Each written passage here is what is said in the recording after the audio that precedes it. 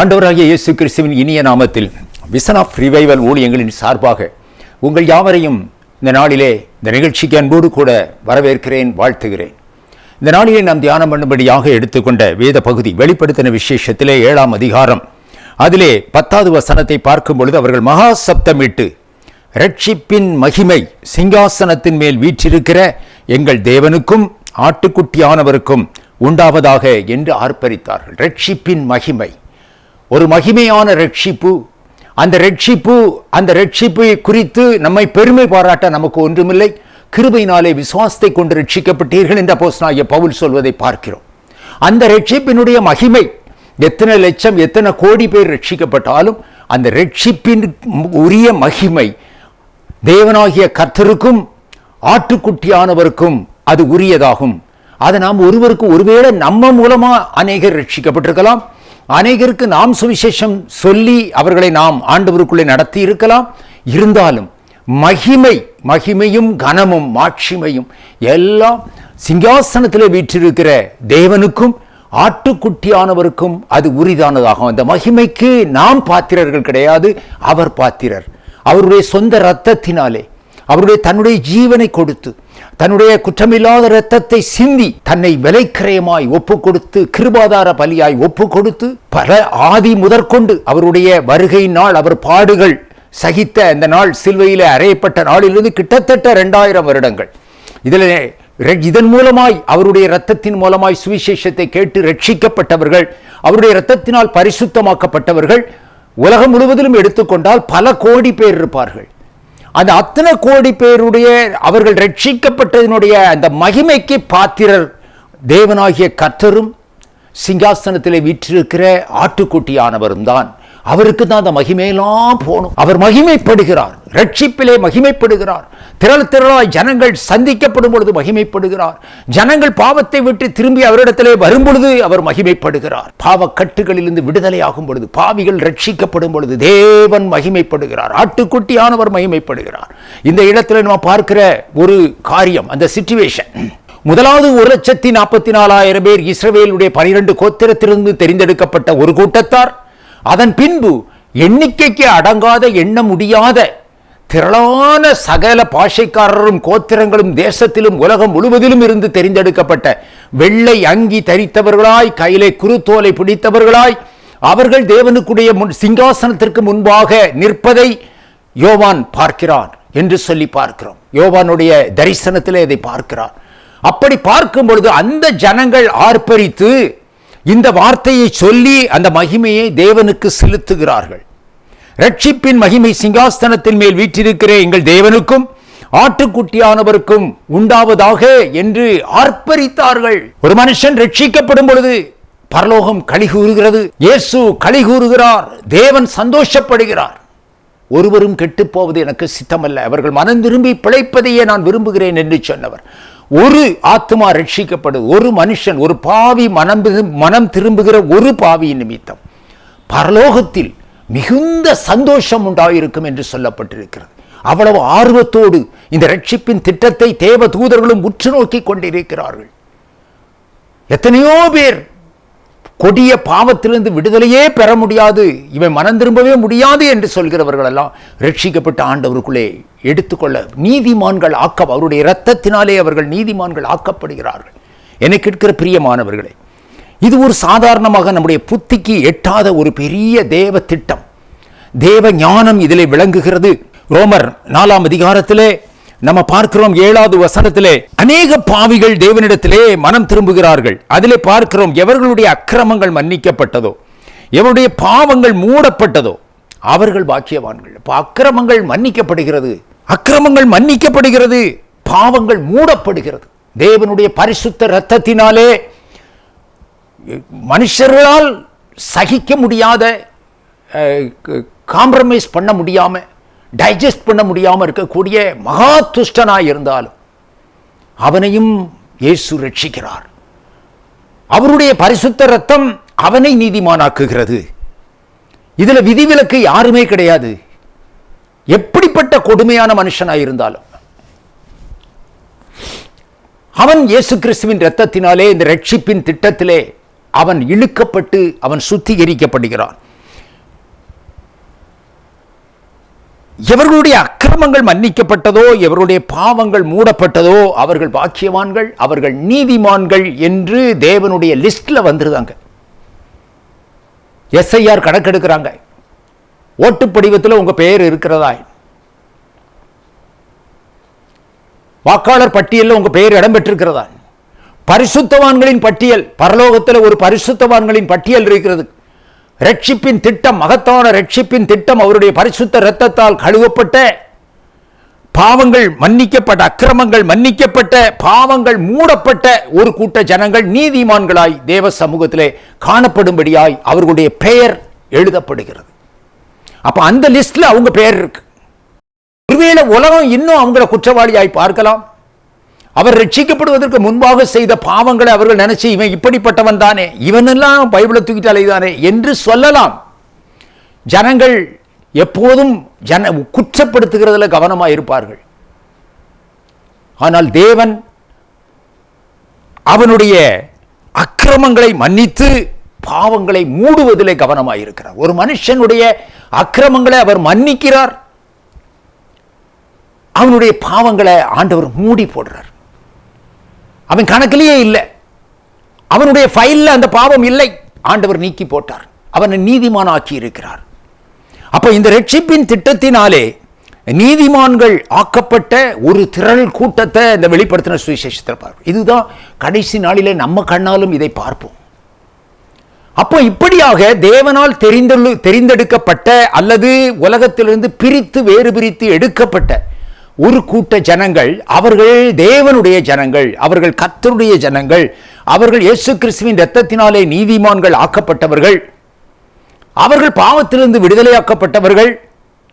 தேவன் தெரிந்தெடுக்கிற பிதாவே, இயேசு கிறிஸ்து இந்த உலகத்தில் ஊழியர் செய்யும் பொழுது அவர் சொன்னார், பிதா எனக்கு தந்தவைகள் யாவும் என்னிடத்திலே வரும், ஒருவனையும் நாம் புறம்பே தள்ளுவதில்லை என்று சொல்லி ஆண்டவராகிய இயேசு கிறிஸ்து சொல்லுவதை நாம் கேட்கிறோம். பிதா யாரெல்லாம் இழுத்துக்கொள்ள விரும்புகிறாரோ அவர்களெல்லாம் இழுக்கப்படுகிறார்கள் இந்த சுவிசேஷத்தினாலே. பிதா எனக்கு தந்தவர்களில் ஒருவனையும் நான் இழந்து போகாமல் அவைகளை கடைசி நாளிலே உயிர்ப்பிப்பது என் பிதாவின் சித்தமாய் இருக்கிறது என்று இயேசு சொன்னார். இந்த உலகத்திலே அவர் ஊழியம் செய்யும் பொழுது பிதாவின் சித்தத்தை 100% நிறைவேற்றின ஒரு தேவ மனுஷனாய் வாழ்ந்தார். இன்றைக்கும் அவர் அந்த சித்தத்தின்படி அவர் பிதாவினுடைய சித்தம் நிறைவடையும்படியாய், அது ஃபுல்ஃபில்மெண்ட் ஆகும்படியாக பரலோகத்திலே நமக்காய் வேண்டுதல் செய்கிறார், விண்ணப்பம் செய்கிறார். ரட்சிக்கப்பட்ட இந்த ஜனத்திற்காய், தெரிந்தெடுக்கப்பட்ட இந்த ஜனத்திற்காய், ரத்தம் சிந்தி சம்பாதித்த இந்த ஜனத்திற்காய் பிதாவினுடைய சந்நிதியிலே பரிந்து பேசி அவர்களுக்காய் அழுகையோடும் கண்ணீரோடும் விண்ணப்பம் பண்ணுகிற ஒரு மகா பெரிய உண்மையும் உத்தமமான பிரதான ஆசாரியர் ஆண்டவராகிய இயேசு கிறிஸ்து. ரட்சிக்கப்பட்ட ஒவ்வொருவருக்காகவும் அவர் பிதாவின் சமூகத்திலே நிற்கிறார் மத்தியஸ்தராய். இதைத்தான் நம்ம வேதத்திலே பார்க்கிறோம். ரோமர் 14 அதிகாரம் 12வது வசனம் நம்ம பார்க்கும் பொழுது அநேக காரியங்கள் ரோமருக்கு எழுதின நிருபத்திலே ஆழமான சத்தியங்கள் கொடுக்கப்பட்டிருக்கிறது. 14, 12, 13 வாசிக்கும் பொழுது, ஆதலால் நம்மில் ஒவ்வொருவனும் தன்னை குறித்து தேவனுக்கு கணக்கு ஒப்புவிப்பான். இப்படி இருக்க நாம் இனிமேல் ஒருவரை ஒருவர் குற்றவாளிகள் என்று தீர்க்காதிருப்போமாக என்று சொல்லப்படும். என்னை கேட்கிற பிரியமான, நீங்க எப்படி ரட்சிக்கப்பட்டீர்களோ அதே போலதான் இன்னொருவனும் ரட்சிக்கப்பட்டிருக்கிறான். இந்த இடத்துல நம்ம பார்க்கிற ஒரு காரியம், இனிமேல் ஒருவரை ஒருவர் குற்றவாளிகள் என்று தீர்க்காதிருப்போமாக. குற்றவாளிகள் என்று தீர்க்கக்கூடாது என்று வேதம் நமக்கு சொல்லுகிறது. நீங்கள் தீர்ப்பிடப்படாதபடி நீங்கள் தீர்ப்பிடாதிருங்கள் என்று சொல்லப்பட்டது. நீங்க தீர்ப்பு செய்தீங்கன்னா அதே திராசு உங்களுக்கு பிடிக்கப்படும். நீங்க எந்த அளவினால் அளக்கினீர்களோ அதே அளவினால் உங்களுக்கு தேவன் அளப்பார். நீங்க நூல் பிடிச்சு ஒவ்வொருவனையும் குற்றம் குறைகள் எல்லாம் பார்த்து கொண்டிருந்தா உங்களுடைய குற்றங்களையும் தேவன் அலசி ஆராய்வார். என்னை கேட்கிற பிரியமானவர்களே, இந்த இடத்துல பார்க்கிற ஒருவரை ஒருவர் குற்றவாளிகள் என்று தீர்க்காதிருப்போமாக அப்போஸ்தலனாகிய பவுல் ரோமாபுரியில் உள்ள சபையினருக்கு எழுதுகிறார். யாரையும் குற்றவாளி என்று தீர்க்காதிருங்கள். இவன் எப்படி செய்துட்டான், அவன் எப்படி செய்துட்டான். தேவனுடைய சுவாபம் அது அல்ல. இயேசு கிறிஸ்துவினுடைய திவ்ய சுவாபம் அது அல்ல. அவரை போல நம்ம மாறும்படியாக, அவருடைய சுவாபத்திற்கு பங்குள்ளவர்களாய் ஆகும்படியாக நம்ம மறுரூபப்படுத்த கொண்டிருக்கிறோம், மறுரூபப்படுத்தப்பட்டு கொண்டிருக்கிறோம். இது இயேசு கிறிஸ்துவின் சுவாபம் அல்ல. ஒரு மனுஷனுடைய குற்றம் குறைகளை கண்டுபிடிச்சதை வெளியே எல்லார்ட்டையும் தூற்றி திரிகிறது, அது தேவ சுவாபம் அல்ல, தேவனுடைய குணாதிசயமும் அல்ல. தேவ ஜனங்களுக்கும் அந்த குணாதிசயம் இருக்கக்கூடாது. அப்ப ஆண்டவருடைய குணாதிசயம் என்ன இருக்கிறது? ஆண்டவருடைய குணாதிசயம் அதை மூடி போடு, பாவத்தை மூடி போடுறார், அக்கிரமத்தை மன்னிக்கிறார், அவனை நீதிமானாய் ஏற்றுக்கொள்கிறார், தன்னுடைய சொந்த குமாரனாய் ஏற்றுக்கொள்கிறார். அந்த பரிசுத்தவான்களுடைய லிஸ்டில் அவன் பெயர் சேர்க்கப்படுகிறது. ஒருவேளை அவன் ரட்சிக்கப்பட்ட பிறகு ஆண்டவருக்கு பிரியமல்லாத சில காரியங்களை செய்து விழுந்து பின்மாற்றத்துக்குள்ளே போயிருந்தாலும், அல்லது ஒரு சாட்சி இல்லாத ஒரு வாழ்க்கை வாழ்ந்தாலும், அவர்கள் தேவனால் முன்குறிக்கப்பட்டவர்கள், அழைக்கப்பட்டவர்கள், தெரிந்து கொள்ளப்பட்டவர்கள் என்கிற அந்த லிஸ்ட்ல அவங்க பெயர் இருக்கிறது என்பதை நீங்க மறந்து போகக்கூடாது.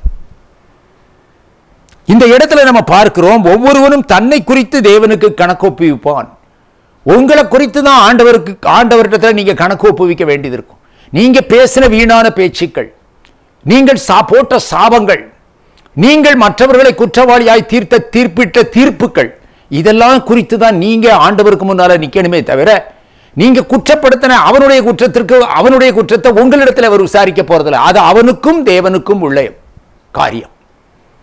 ஒரு மனுஷன் சரியில்லை, இவன் சரியில்லை, அப்படின்னு சரியில்லைன்னு ஈஸியா சொல்லிடலாம். அப்படி சரியில்லை என்று எல்லாரையும் தள்ளி இருந்தால் இன்னைக்கு ரட்சிக்கப்பட்ட ஒருத்தனுமே இருக்கு. நீங்களும் நிற்க முடியாது ஆண்டவருடைய சமூகத்தில். உங்களிடத்திலும் 1000 குறைகள் உண்டு, உங்களுக்கு தெரியாது, உங்க குறை உங்களுக்கு தெரியாது. ஆண்டவர் அறிவிருக்கிற சில காரியங்கள் கூட உங்களிடத்தில் இருக்கலாம். அதை ஆராய்ந்து பார்ப்பது கொஞ்சம் பேர் தான் பார்க்கிறாங்க, மற்றபடி பார்க்கறது இல்லை. ஆனால் மற்றவருடைய குற்றம் பளிச்சுன்னு வந்துருது நம்ம கண்ணு முன்னால. இவன் பாவி, இவன் ஒழுங்கா ரட்சிக்கப்படலை, இவன் ரட்சிப்பு சரியில்லை, இவன் பரலோகத்துக்கு போக மாட்டான். தீர்ப்பு செய்கிற அதிகாரம் ஆண்டவராகிய இயேசு கிறிஸ்துவுக்கு மாத்திரமே உண்டு. நீங்கள் தீர்ப்பிடப்படாதபடி மனுஷர்களை குற்றவாளியாய் தீர்க்காதிருங்கள் என்று வேதம் சொல்லுகிறது. ஆகையினாலே இதுல நீங்கள் ஜாக்கிரதையாய் இருங்கள். அதுல நீங்க ஜாக்கிரதையா இருக்க வேண்டும். நம்ம இஷ்டம் போல நம்ம எல்லாரையும் குற்றப்படுத்தக்கூடாது, அதுல கவனமாய் இருக்கணும். நம்ம குறித்து தான் நம்ம கணக்கு ஒப்புவிக்க போறோம். மற்றவனுடைய காரியத்தை குறித்து நம்மிடத்தில் ஆண்டவர் விசாரிக்க மாட்டார். அந்த நாளிலே, நியாய தீர்ப்பு நாளிலே என்னை கேட்கிற பிரியமானவர்களே, இந்த கனமான ரட்சிப்பு, இந்த இவ்வளவு மகிமையான ஒரு ரட்சிப்பு, அந்த ரட்சிப்பு உங்களுக்கு கிடைத்தது தேவனுடைய கிருபை என்று நினைத்துக் கொள்ளுங்கள்.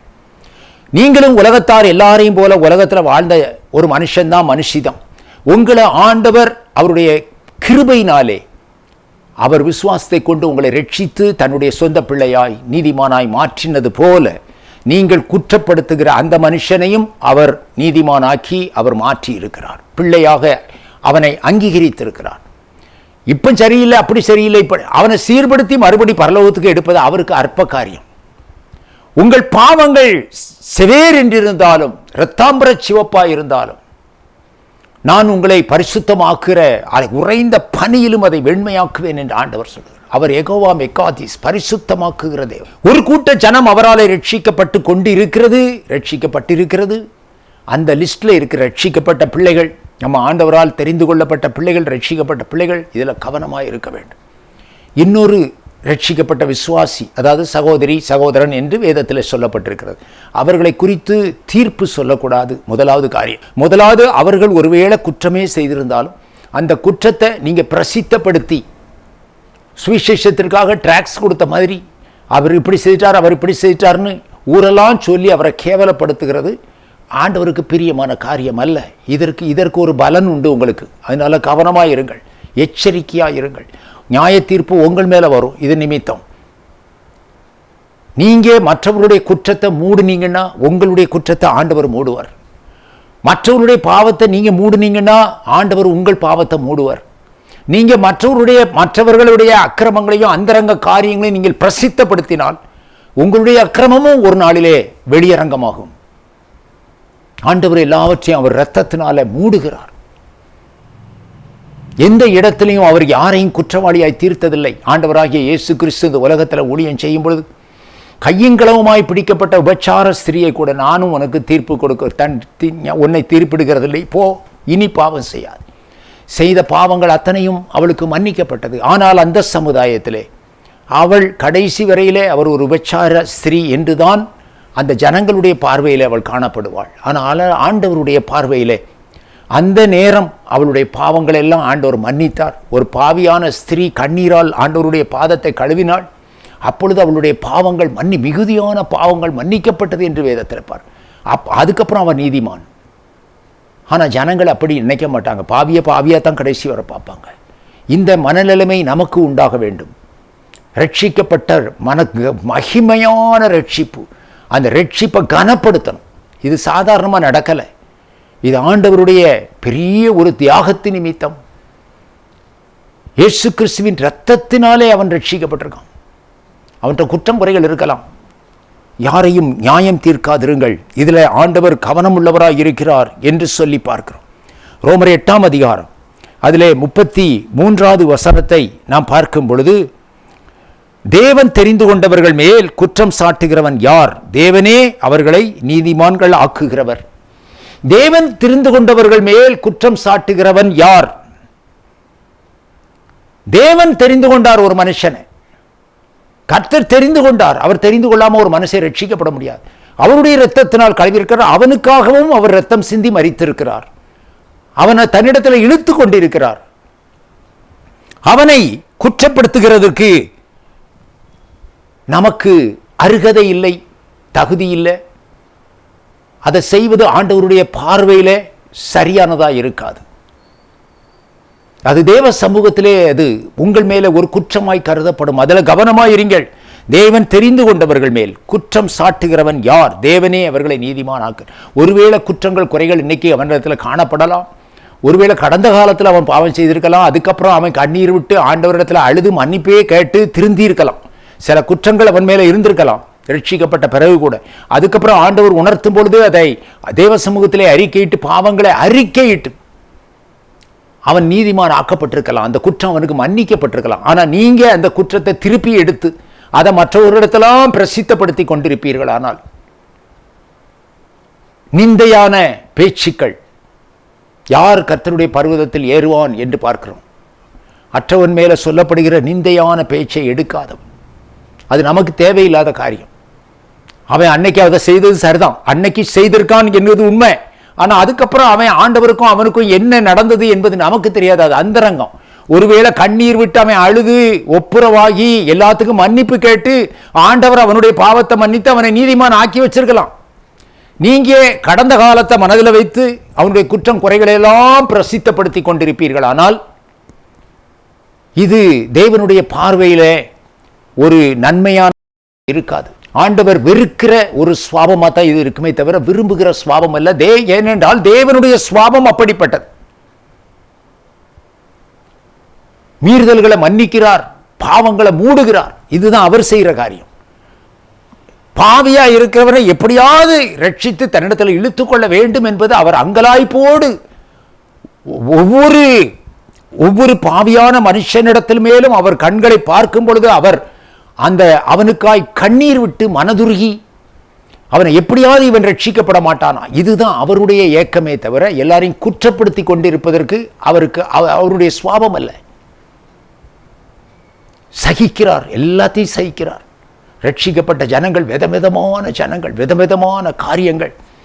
ஆண்டவர் அதை எல்லாத்தையும் கண்டும் காணாதவர் போல தேவ சமூகத்திலே அவருக்காய் விண்ணப்பம் பண்ணி கொண்டிருக்கிறார். பிதாவின் சமூகத்திலே விண்ணப்பம் பண்ணுகிறார். ஒருவன் பாவம் செய்வானானால் ஆண்டவராகிய இயேசு கிறிஸ்து பிதாவினிடத்திலே விண்ணப்பம் பண்ணுகிறார் என்று வேதம் சொல்லுது. அதை அவர் ஒரு 1000 பேருக்கு அறிவிக்க மாட்டார். அவன் குற்றம் செஞ்சிட்டான்.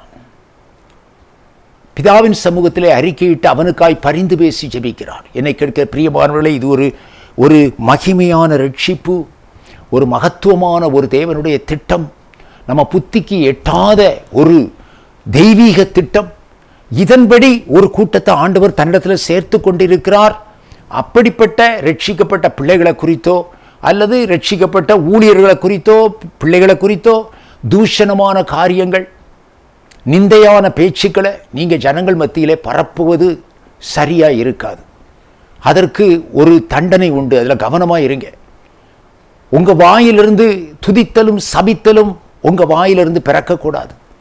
ஒரே ஊற்றுக்கண்ணிலிருந்து தித்திப்பும் இனிப்புமான ஜலமும் கசப்பான ஜலமும் பிறக்காது என்று வேதத்தில் பார்க்கிறோம். தேவனே அதே வாயினாலே துதிக்கிறீர்கள், அவருடைய சாயலாய் உண்டாக்கப்பட்ட மனுஷனை சபிக்கிறீர்கள் என்று வேதத்தில் பார்க்கிறோம். அப்ப இதுல நம்ம கவனமாய் இருக்க வேண்டும். நாம் யாரையும் குற்றப்படுத்துவதற்கு நமக்கு அனுமதி கிடையாது.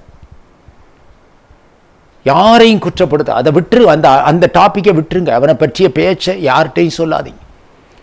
ஒருவேளை அது அவனுடைய அந்தரங்க காரியம், நமக்கு என்ன நடக்குன்னு தெரியாது. நம்ம வெளியரங்கமாய் நடக்கிற காரியத்தை தான் பார்ப்போம்.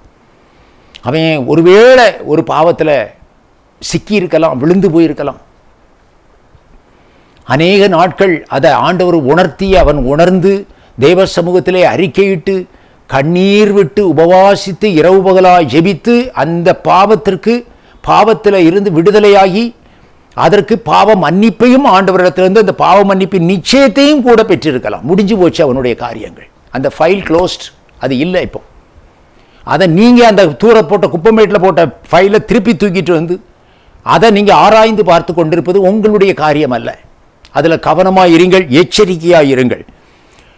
இதை மனதில் வைத்து கொண்டதுதான் மத்தேயு எழுதின சுவிசேஷத்திலே 9ஆம் அதிகாரம் 13வது வசனத்தில் பார்க்கும் பொழுது, அந்த யூதர்கள் விதமாய் ஜனங்களை குற்றவாளிகளாய் பார்த்தார்கள். இவன் பாவி, இவ விபச்சார ஸ்திரீ, இவன் ஒண்ணுக்கு உதவ மாட்டான். இப்படி அவர்கள் இந்த நியாயப்பிரமாணத்தை மனதில் வைத்துக்கொண்டு தங்களை நீதிமான்களாக நினைத்து கொண்டு, உண்மையாகவே அவர்கள் தேவனுக்கு முன்பாய் நீதிமான்களாய் இல்லை, ஆனால் அவர்கள் நீதிமான்களாய் இருப்பதாக நம்பிக்கொண்டு மற்றவர்கள் எல்லாம் குற்றவாளியாக தீர்த்தார். இவன் பாவி இல்லை, பாவியான மனுஷன்ட்ட போய் இவர் உட்கார்ந்துருக்கார், பாவியான மனுஷன் வீட்டில் போய் சாப்பிடுதார், பாவியான மனுஷன் கூட பேசிக்கிட்டு இருக்கார், அவன்லாம் அக்கிரமக்காரன், அவன் பாவி, அவன் விபச்சாரி, இப்படித்தான் அவங்க நியாயம் தீர்த்தாங்க. அப்பொழுதுதான் ஆண்டவர் சொன்னார், பலியே அல்ல இரக்கத்தையே விரும்புகிறேன் என்பதின் கருத்து என்ன என்று அறிந்து கொள்ளுங்கள். இந்த வார்த்தை சொல்லப்பட்டதனுடைய நோக்கம், இந்த ஆண்டவர் இந்த வார்த்தையை சொன்னது பழைய தீர்க்கதரிசியின் புஸ்தகத்திலிருந்து இந்த கோட் பண்ணி காண்பித்தது.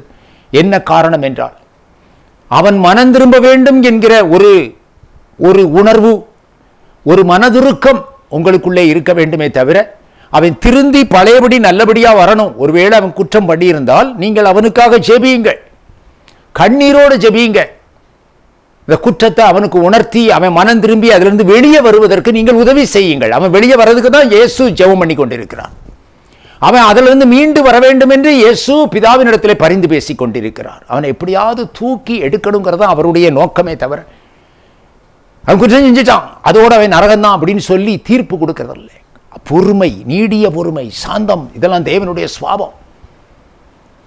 இது நிமித்தம் அவன் ஒருவேளை மனம் திரும்ப வாய்ப்பு இருக்கிறது, அவன் ரட்சிக்கப்பட வாய்ப்பு இருக்கிறது, மறுபடி சுத்திகரிக்கப்பட வாய்ப்பு இருக்கிறது, அந்த பாவங்களிலிருந்து விடுதலையாவதற்கும் வாய்ப்பு இருக்கிறது. இதெல்லாம் நமக்கு ஒண்ணுமே தெரியாது. அந்தரங்கத்தில் காண்கிற காரியம். எனக்கு தெரிந்த ஒரு தேவ மனுஷன் ஒரு பாவத்திலே விழுந்து விட்டார். எப்படியோ அது பிசாசனுடைய கண்ணியிலே அவர் அதில் விழுந்துட்டார். விழுந்து அவருக்கு பெயர் கெட்டுட்டு தேவ தூஷணங்கள் ஏராளமாய் ஜனங்கள் அவரை தூஷித்தார்கள், நிந்தித்த நிறைய பேர் இப்படி அவர் செய்துட்டார். ஆனால் அவருடைய அந்தரங்க வாழ்க்கையிலே அந்த காரியங்களை செஞ்ச பிறகு அவர் உணர்ந்துட்டார். உடனே தேவ சமூகத்தில் உபவாசம் போட்டு 7 நாட்கள் உபவாசம் போட்டு கண்ணீர் விட்டு கதறினார். அந்த 7 நாட்கள் முடிவிலே ஆண்டவர் அந்த பாவத்தை மன்னித்து விட்டார் என்கிற பாவ மன்னிப்பின் நிச்சயத்தை இந்த தேவ மனுஷனுக்கு தெளிவாய் கொடுத்தார். அதில் ஒரு பெரிய சமாதானம் உண்டானது. எல்லாத்தையும் விட்டுட்டார். அதுக்கப்புறம் உற்சாகமாய் ஊழியத்தை செய்தார் ஆண்டவருக்கு என்று. ஆனால் அந்த ஜனங்கள் பேசுறதை நிறுத்தவே இல்லை. அன்னைக்கு பேசினாங்க, அதுக்கப்புறமும் பேசுனாங்க, அதுக்கப்புறமும் பேசிக்கொண்டே இருக்கிறார்கள். அது பரவிக்கொண்டே இருக்கிறது. இவங்க 10 பேர்கிட்ட சொல்லி, அவங்க 10 பேர்கிட்ட சொல்லி. இந்த காரியத்தில் எச்சரிக்கையாக இருங்கள். தேவன் அருவருக்கிற ஒரு காரியம். எந்த மனுஷனுடைய அந்தரங்க வாழ்க்கையும், அதுவும் எஸ்பெஷலி ரட்சிக்கப்பட்ட பிள்ளைகளுடைய வாழ்க்கையில் அவருடைய அந்தரங்கங்களை குறித்து, நிந்தையான பேச்சுக்களை குறித்து மற்றவர்களோடு பேசி அவருடைய பெயர் கெட்டு போகும்படியாக, அவன் அழிந்து போகும்படி, தூஷிக்கப்படும்படி உங்களால் ஆன மட்டும் பிரயாசப்பட்டு அந்த காரியத்தை செய்து கொண்டிருக்கிற ஜனங்கள் உண்டு, ரட்சிக்கப்பட்டவர்களே. அப்ப இதுல நம்ம கவனமாய் இருக்க வேண்டும். அப்ப ஆண்டவர் சொன்னார் ஒரு நாளிலே, உங்களுக்கு முன்பாக ஆயக்காரரும் பரிசேயரும் வேசிகளும் அங்க போய் பரலோக ராஜ்யத்தில் பந்தி இருப்பார்கள். அது அந்த சொன்ன காரியத்தினுடைய கருத்து, உட்கருத்து என்னன்னா, நீங்க நீதிமான் நீதிமான்னு பெருமை பாராட்டி கொண்டு இருக்கிறீர்கள். அவன் பாவின்னு சொல்றீங்க. அந்த பாவி மனம் திரும்புவதற்கு ரொம்ப நேரம் ஆகாது. அந்த பாவியினுடைய பாவத்தை மன்னிப்பதற்கு எனக்கு ரொம்ப நேரம் ஆகாது. அவர் மன்னித்து அவருடைய ரத்தத்தினால் கழுவி அவனை நீதிமான் ஆக்கிடுவாரு. ஆக்கி அவன் பரலோகத்துக்கும் போயிடுவான். அப்போ நம்ம மற்றவர்களை குறித்து தீர்ப்பு செய்கிறது ஒரு தவறான காரியம். அதை செய்யக்கூடாது. அதை நிறுத்திடணும். அது நமக்கு பல விதத்திலையும் நமக்கு வாதைகளை நம்முடைய வாழ்க்கையில கொண்டு வரும். அதனுடைய பலன்களை நீங்க அனுபவிக்க வேண்டியது ஒன்று. அதில் ஜாக்கிரதையா இருங்கள். அதுக்கு உங்களை விலக்கி காத்துக்கொள்ளுங்க. மீகா தீர்க்கதரிசியின் புஸ்தகம் 7ஆம் அதிகாரம் அதுல 8வது வசனத்தை நாம் பார்க்கும் பொழுது, ஒரு தேவ மனுஷன் இவ்விதமாய் புலம்புகிறார் என்று சொல்லி பார்க்கிறோம். ஒரு தேவ மனுஷனுடைய வார்த்தைகள் அங்கே எழுதப்பட்டிருக்கிறது. என் சத்துருவே, எனக்கு விரோதமாய் சந்தோஷப்படாதே. நான் விழுந்தாலும் எழுந்திருப்பேன். நான் இருளிலே உட்கார்ந்தால் கர்த்தர் எனக்கு வெளிச்சமாய் இருப்பார். நான் விழுந்தாலும் எழுந்திருப்பேன். வேதத்தில் போடப்பட்டிருக்கிறது, நீதிமான் 7 தரம் விழுந்தாலும் மறுபடியும் எழுந்திருப்பான் என்று வேதம் சொல்லுகிறது. தேவனால் நீதிமான் ஆக்கப்பட்ட ஒரு நீதிமான் என்று முத்திரை குத்தப்பட்ட அங்கீகரிக்கப்பட்ட ஒரு மனுஷன், மனுஷருடைய பார்வையில் அவன் எப்படி இருப்பான்? தேவனுடைய பார்வையில் அவன் நீதிமான் என்று முத்திரிக்கப்பட்டவன். அந்த லிஸ்ட்ல அவன் பெயர் இருக்கு. அவன் 7 தரம் விழுந்தாலும் திரும்பவும் எழுந்திருப்பான். அவனை மறுபடி தூக்கி எடுப்பதற்கு தேவன் உண்மை உள்ளவரும் வல்லமை உள்ளவருமாய் இருக்கிறார். அவனை கழுவி சுத்திகரிப்பதற்கு அவர் உண்மை உள்ளவராய் இருக்கிறார். என் சத்துருவே, எனக்கு விரோதமாய் சந்தோஷப்படாதே. நான் விழுந்தாலும் எழுந்திருப்பேன். நான் இருளிலே உட்கார்ந்தால் கர்த்தர் எனக்கு வெளிச்சமான். நான் ஒரு மனுஷனுடைய வாழ்க்கையிலே சில நெருக்கங்கள் வரும்பொழுது, அவன் இப்படி செஞ்சதுனால இப்படி வந்துட்டு, இப்படி செஞ்சதுனால இப்படி வந்துட்டு என்று சொல்லி அவனை தூஷித்து நிந்திக்கிற ஜனங்கள் ஏராளமாய் இருக்கிறார்கள்.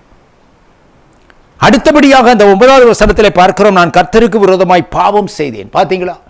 அந்த மனுஷன் அந்த பாவத்தை 100க்கு 100 உணர்கிறார். நான் கர்த்தருக்கு விரோதமாய் பாவம் செய்தேன். அவர் எனக்காக வழக்காடி என் நியாயத்தை விசாரிக்கப்பட்டும். நமக்கு வழக்காடுகிற ஒரே லாயர், அட்வொகேட் இயேசு கிறிஸ்து தான். பரிந்து பேசுகிற பிரதான ஆசாரியர் ஆண்டவராகிய இயேசு கிறிஸ்து தான். அது உங்களுக்காக மட்டும் பரிந்து பேச மாட்டாரு. நீங்க குற்றப்படுத்துகிற அந்த மனுஷனுக்காகவும் அவர் பரிந்து பேசிக் கொண்டிருக்கிறார். நீங்கள் நியாயம் தீர்க்கிற ஒரு ரட்சிக்கப்பட்ட விசுவாசி அல்லது ஒரு பரிசுத்தவான், நீங்க குற்றப்படுத்திட்டு இவன் பரிசுத்தவான் இல்லை, இவன் பாவி, அந்த மனுஷனுக்காகவும் ஆண்டவர் பரிந்து பேசிக் கொண்டிருக்கிறார். உங்களை ரட்சித்த தேவன் தான் அவனை ரட்சித்திருக்கிறார். உங்களை பரிசுத்தம் பண்ண தேவன் தான் அவரை பரிசுத்தம் பண்ணி இருக்கிறார். உங்களை சுத்திகரித்த அந்த பரிசுத்த ரத்தம் தான் அவனை சுத்திகரித்தது. அவர் எனக்காக வழக்காடி என் நியாயத்தை விசாரிக்க மட்டும் அவருடைய கோபத்தை நான் சுமப்பேன். அவர் என்னை வெளிச்சத்திலே கொண்டு வருவார். அவருடைய நீதியை பார்ப்பேன். மறுபடி என்னை வெளிச்சத்தில் கொண்டு வந்துருவார். மறுபடி தூக்கி எடுத்துருவார். எனக்கு இறங்கிடுவார். மறுபடி இந்த ஒரு பழைய பரிசுத்தத்தை எனக்கு கொடுத்துருவார். ரட்சிப்பின் சந்தோஷத்தை திரும்பவும் எனக்கு தந்து உற்சாகமான ஆவி என்னை தாங்கும்படி செய்யும் என்று தாவீது விண்ணப்பம் பண்ணினான். அவர் என்னை வெளிச்சத்திலே கொண்டு வருவார். அவருடைய நீதியை பார்ப்பேன் என்று சொல்லப்பட்டிருக்கிறது. அவன் ஒருவேளை போராடி ஆண்டவர் சமூகத்தில் கண்ணீர் விட்டு கதறி ஆண்டவர் அந்த குற்றத்தை அவனுக்கு உணர்த்தி, அதைத்தான் ஆண்டவர் செய்கிறார். அவனை சுத்திகரிக்க வேண்டும் என்பதில் கருத்துள்ளவராக இருக்கிறார். விழுந்து போனான், இவன் அழிஞ்சு போட்டுன்னு சொல்லி யாரையும் கைவிடுவதற்கு அவர் தயாராக இல்லை. அவனுக்கு உனக்கு பாராட்டின கிருபை, ஒருவேளை அவனுக்கு இன்னும் அதிகமான கிருபையை அவர் பாராட்டுவார்.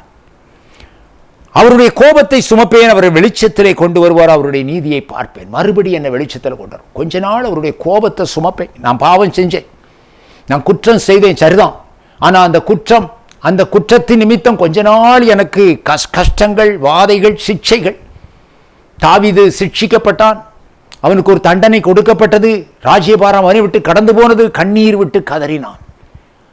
ஆனால் தாவீதினுடைய குற்றத்தை கர்த்தர் மன்னித்து மறுபடி அதே சிங்காசனத்திலே அவரை உட்கார பண்ணினார். அப்படிப்பட்ட தேவன் தான் நம்ம ஆராதிக்கிற தேவன். அவருடைய சுவாபம் அதுதான். ஒரு மனுஷனை ரிஜெக்ட் பண்ண மாட்டேன். என்னிடத்துல வருகிற ஒருவனையும் புறம்பே தள்ள மாட்டேன். கண்டம் பண்ண மாட்டார் யாரையும். குற்றங்களை உணர்த்தி அவன் அதை மன்னிப்பு கேட்டு அந்த குற்றம் அவனுக்கு மன்னிக்கப்பட்டு அவன் பழையபடி அவன் நீதிமான் லிஸ்டில் கொண்டு வந்து நிறுத்துறது அவர் கருத்துள்ளவராய் கரிசனை உள்ளவராய் இருக்கிறார்.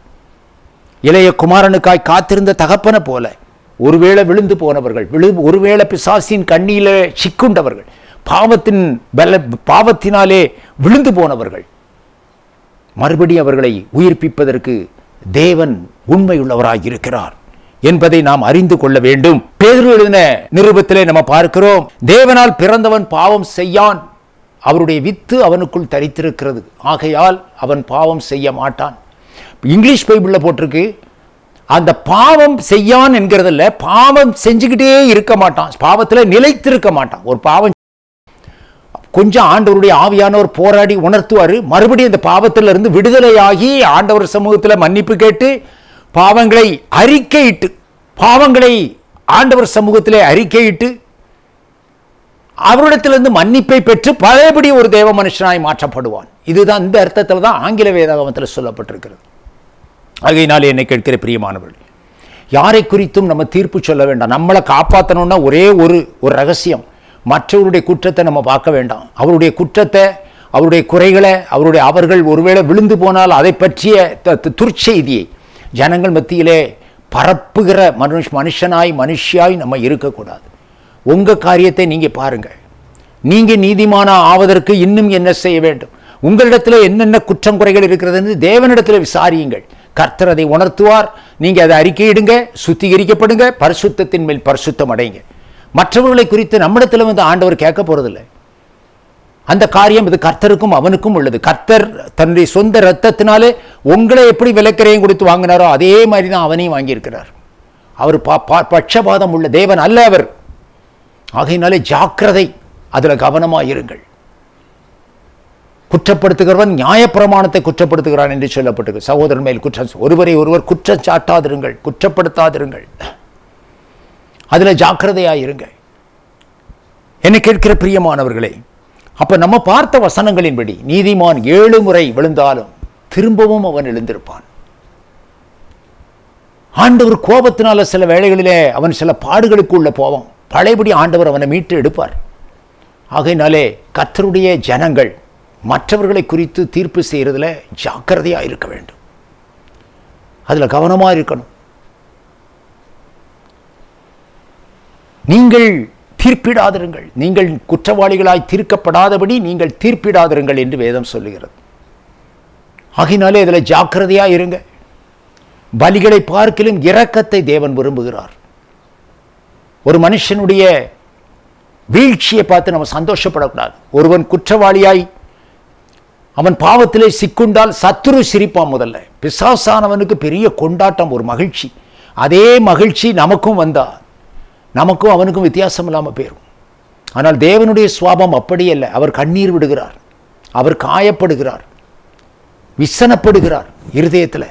அந்த விசனம் தான் நமக்கு உண்டாகணும், அந்த வருத்தம் தான் நமக்கு உண்டாகணும். அவனுக்காய் விண்ணப்பம் பண்ணுகிறார், அந்த ஸ்பிரிட் தான் நமக்குள்ள இருக்கணும்.